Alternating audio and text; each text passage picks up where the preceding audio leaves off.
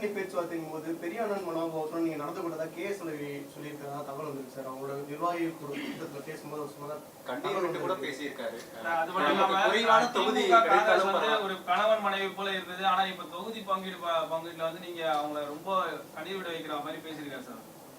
அவர் பேசியிருக்காரா? இல்ல, தொகுதி வந்து குறைவாக இருந்தாலும் பரவாயில்ல, நம்ம நடத்தக்கூடிய விதம் வந்து ரொம்ப பெரிய அண்ணன் மனோபாவத்துடன் நடந்துக்கிறதா சொல்றாரு சார். காங்கிரஸோடு எங்களுக்கு கூட்டணி இருந்த போதெல்லாம் எப்படி நடந்து கொண்டோம் என்பது அவ்வப்போது அந்தந்த நேரத்தில் இருந்து கையெழுத்திட்டவர்களுக்கெல்லாம் தெரியும். சில பேர் அவருடைய கேடரை திருப்திப்படுத்துவதற்காக நாங்கள் கூட சில செயல் வீரர்கள் இன் கேமராவில் பேசுறது எது ஒன்றா பேசுவோம். தொண்டர்களை திருப்திப்படுத்துவதற்காக சில நேரத்தில் பேசுவது தவிர்க்க முடியாத ஒன்று. அது எங்கள் கட்சியிலே கூட பொதுக்குழு செயற்குழு கொடுக்குற போது சில இடங்களை தாங்கள் வெற்றி பெறுகிற இடத்தை கூட்டணி கொடுக்குற போது எங்கள் கழகத்தோடு கேட்கிற போது இப்படி சில சமாதானங்களை அவருக்கு சொல்ல வேண்டியது கட்டாயம். Any political party will face the same. Sir, அப்போ காங்கிரஸ் கேட்குற தொகுதியை கொடுக்க தயாராக இருக்குங்க சார்? கேட்கறது எப்படி கொடுக்க முடியும்? நெகோசியேட் பண்ணி தானே கொடுக்க முடியும். சுமூகமாக நடந்திருக்காது. இன்று வரை சுமூகமாக தான் போயிருக்கிறது. ஆளுமையில் இருக்கின்ற அல்லது அதிகாரத்துக்கு உட்பட்ட இன்கம் டேக்ஸ் இலாக்காவின் மூலம் ஒரு பிரமிக்கத்தக்க அதிர்ச்சி தரத்தக்க ஒரு விவரம் எங்களுக்கு கிடைத்திருக்கிறது. மின் கட்டணங்கள் எல்லாம் உயர்த்தப்பட்டிருக்கிறது. இந்த மின் கட்டணத்திற்கு அல்லது மின்சார வாரியம் நட்டத்திலே இயங்குவதற்கு என்ன காரணம் என்று பலரும் ஆராய்ந்து பார்த்த நேரத்தில் மின்சாரத்துறை அமைச்சராக இருந்த தத்தம் விஸ்வநாதன் அவர் 2011 தனக்கு சொத்து வந்து ஏறத்தாழ 3 கோடிக்கு தான் இருக்கிறது என்பது அதனுடைய அஃபிடவிட்டில் குறிப்பிட்டிருக்கிறார். இன்றைக்கு 2019 ஆண்டு கணக்குப்படி அவர் வருமான வரித்துறைக்கு செலுத்த வேண்டிய பாக்கி தொகை மட்டும் 279 கோடி 3,79,480 ரூபாய். இந்த 10 ஆண்டு காலத்தில் மின்சார வாரியத்திலே மட்டும் ஏறத்தாழ 2000 கோடிக்கு மேல் கொள்ளையடிக்கப்பட்டிருக்கிறது மக்களுடைய பணம் என்பதற்கு. இதை தவிர இதை காட்டிலும் வேறு ஆதாரம் தேவையில்லை. 2011 இருந்து 2021 வரை அனைத்து இந்திய அண்ணா திராவிட முன்னேற்ற கழகத்துடைய ஆட்சி தமிழகத்திலே நடைபெற்று கொண்டு வருகிறது. இந்த 10 ஆண்டு காலமாக தமிழகத்திலே எப்படிப்பட்ட ஊழல் எல்லாம் நடைபெற்றிருக்கிறது என்பதற்கு பல்வேறு தருணங்களில் திராவிட முன்னேற்ற கழகத்தின் சார்பில் பொதுமக்களுக்கு எடுத்து சொல்லி அந்த ஊழல்களில் சிலவற்றை முழுமையாக ஆதரவளித்திருத்தி நீதிமன்றத்திலும் வழக்குகளை தொடர்ந்து நீதிமன்றத்தில் வழக்குகள் நடைபெற்று சில வழக்குகளிலே சிபிஐ விசாரணையும் சென்னை உயர்நீதிமன்றத்தால் உத்தரவிடப்பட்டது என்பது நாடறிந்த ஒரு விவகாரமாகும். ஆக இந்த 10 ஆண்டு காலத்தில் அனைத்து துறையிலும் கோடிக்கணக்கான ரூபாய்களுக்கு ஊழல் நடைபெற்றிருக்கிறது என்பதை எங்கள் தலைவர் தளபதி அவர்கள் ஒவ்வொரு கூட்டத்திலும் சொல்லி வந்திருக்கின்றார். மேடைகள் தோறும் அவற்றுக்கு அவர் அளித்த விளக்கமும் பத்திரிகைகளும் ஊடகங்களும் வெளிவந்திருக்கிறது. ஆனால் இன்றைய தினம் திடுக்கிடக்கூடிய ஒரு தகவல் எங்களுக்கு இன்றைக்கு காலையிலே கிடைத்தது.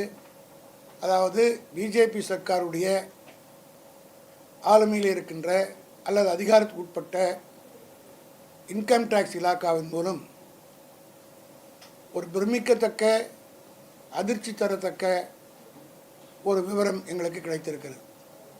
அதாவது உங்களுக்கு எல்லாம் தெரியும், மின் கட்டணம் 2011 ஆண்டுக்கு பிறகு படுபயங்கரமாக ஏறி மின்சார வாரியம் நட்டத்திலே ஓடுகிறது என்பதை எல்லா தரப்பு மக்களும் அறிவார்கள். ஏழை எளிய மக்கள் நடுத்தர மக்கள் பாதிக்கக்கூடிய அளவுக்கு மின் கட்டணங்கள் எல்லாம் உயர்த்தப்பட்டிருக்கிறது.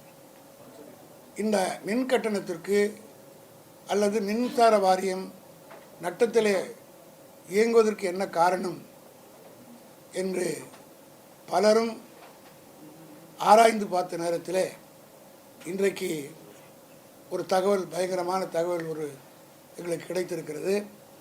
2011 2016 ஆண்டு வரை மின்சாரத்துறை அமைச்சராக இருந்த நத்தம் விஸ்வநாதன்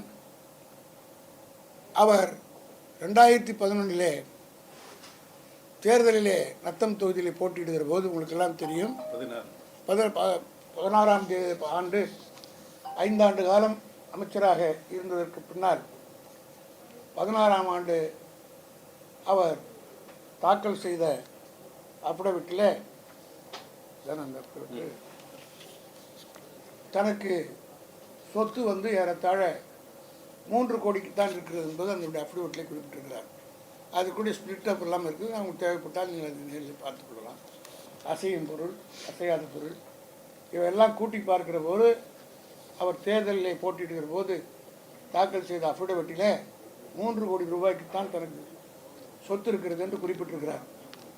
ஆனால் இன்றைக்கு 2019ஆம் ஆண்டு கணக்குப்படி அவர் வருமான வரித்துறைக்கு செலுத்த வேண்டிய பாக்கி தொகை மட்டும் 279 கோடி 3,79,480 ரூபாய். அதாவது அவர் செலுத்த வேண்டிய பாக்கி மட்டும், இது total tax payable to the as failed to pay a sum of so and so for the assessment year 13-14, 2013-14, 17-18 என்று சொல்லி அதற்கு இன்கம் டேக்ஸ் இலாக்காவிலிருந்து ஒரு நோட்டீஸ் அனுப்பியிருக்காங்க. அந்த நோட்டீஸ் கூட எனக்கு கிடைத்திருக்கிறது. 2,279 கோடி ரூபாய் இன்கம் டேக்ஸே வந்திருக்கிறது என்று சொன்னால் அவருடைய இன்கம் எவ்வளோ இருக்கும்? ஏறத்தாழ 1000 கோடி இருந்திருக்க வேண்டும். எல்லாம் 30% டேக்ஸ் போட்டால் கூட 800 கோடி வரும். இந்த 800 கோடி ரூபாய் மின்சார வாரியத்துறை அமைச்சராக இருந்தவர் எப்படி சம்பாதித்தார்? அந்த இலாக்காவிலிருந்து பல்வேறு முறைகேடுகள், நிலக்கரி ஊழல், நிலக்கரி ஏற்றுமதியிலே வாங்குவதிலே, இதையெல்லாம் இந்த மின்சார வாரியத்தில் ஏற்பட்டிருக்கிற அவருடைய கான்ட்ராக்ட் முறை மூலமாக அதனால் சம்பாதித்த பணம் தான் இது என்பது யாரும் சொல்லி விளக்க வேண்டிய அவசியம் இல்லை. ஏன்னா அவர் தான் இலாக்காவுடைய அமைச்சராக இருந்தார். வேறு சோர்ஸ் ஆஃப் இன்கமே அவருக்கு இல்லை. அவர் அமைச்சராக இருந்த காலத்தில் எந்த பிஸ்னஸும் பண்ணதாகவும் தெரியல, அந்த பிஸ்னஸ் பண்ணதாகவும் அவருக்கு சொல்லலை. ஆகவே அது இந்த 5 ஆண்டு காலம் அவருடைய காலத்திற்கு பிறகு அமைச்சராக வந்த தங்கமணி அவர்களும் அவர் என்னென்ன விதிமுறைகளை பின்பற்றினாரோ அது அப்படியே தொடர்ந்து பின்பற்ற வந்திருக்கிறது. அதைத்தான் எங்கள் தளபதி அவர்கள் கவர்னரிடத்தில் அளித்த புகாரிலே மின்சார வாரியத்தில் ஊழல் நடைபெற்றிருக்கிறது என்று சொல்லியிருக்கார். ஆக இந்த 10 ஆண்டு காலத்தில் மின்சார வாரியத்திலே மட்டும் ஏறத்தாழ 2000 கோடிக்கு மேல் கொள்ளையடிக்கப்பட்டிருக்கிறது மக்களுடைய பணம் என்பதற்கு. இதை தவிர இதை காட்டிலும் வேறு ஆதாரம் தேவையில்லை. இதைத்தான் எங்கள் தலைவர் அவர்கள் கவர்னரிடத்தில் கொடுத்த மனுவிலும் குறிப்பிட்டிருக்கிறார். ஆக ஒரு அமைச்சர் இலாக்காவிலே மட்டும் 1000 கோடி என்று சொன்னால் தமிழ்நாட்டில் இதை விட பெரிய இலாக்காக்கள்லாம் இருக்குன்னா ஐவிஎஸ் இருக்கிறது, பிடபிள்யூடி இருக்கிறது, உணவுத்துறை, இதெல்லாம் கான்ட்ராக்ட் டெண்டர் விட்டு வேலைகள் செய்கின்ற இலாக்காக்கள். கணக்கு போட்டு பார்ப்பீங்கன்னா ஆயிரக்கணக்கான கோடி இந்த ஆட்சியிலே ஊழல் நடைபெற்றிருக்கிறது. ஆகவே இதையெல்லாம் பொதுமக்களுக்கு தெரியப்படுத்த வேண்டியது எங்களுடைய கடமை. அதைத்தான் எங்கள் தலைவர் செய்து கொண்டிருக்கிறார்.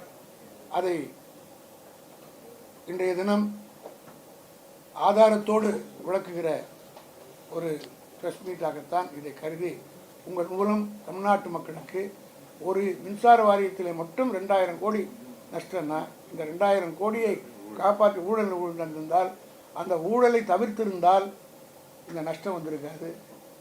மின் கட்டணத்தை ஏற்றிக்க வேண்டிய அவசியம் இல்லை. ஏழை எளிய நடுத்தர மக்கள் மீது இந்த கட்டண உயர்வு சுமத்தப்பட்டிருக்க வேண்டிய அவசியம் இல்லை என்பதை விளக்குவதற்காகத்தான் இதை நான் கூறுகிறேன்.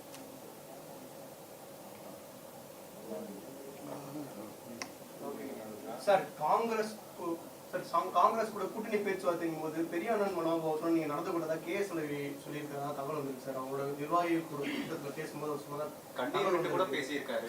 அது மட்டும் இல்லாம குறைவான தொகுதி காங்கிரஸ் வந்து ஒரு கணவன் மனைவி போல இருந்தது, ஆனா இப்ப தொகுதி பங்கீடுல வந்து நீங்க அவங்கள ரொம்ப கண்ணீர் விட வைக்கிற மாதிரி பேசியிருக்காரு சார். அவர் பேசியிருக்காரா? இல்ல தொகுதி வந்து குறைவாக இருந்தாலும் பரவாயில்ல, நம்ம நடத்தக்கூடிய விதம் வந்து ரொம்ப பெரிய அண்ணன் மனோபாவத்தோட நடந்துக்கிறதா சொல்றாரு சார். எங்களுக்கு எந்த காலத்திலும் அந்த மனப்பான்மை கிடையாது. கடந்த தேர்தலே நாங்கள் எப்படி நடந்து கொண்டோம் என்பது அவர்கள் மனசாட்சியோடு சொல்லட்டும். காங்கிரஸோடு எங்களுக்கு கூட்டணி இருந்த போதெல்லாம் எப்படி நடந்து கொண்டோம் என்பது அவ்வப்போது அந்தந்த நேரத்தில் இருந்து கையெழுத்திட்டவர்களுக்கெல்லாம் தெரியும்.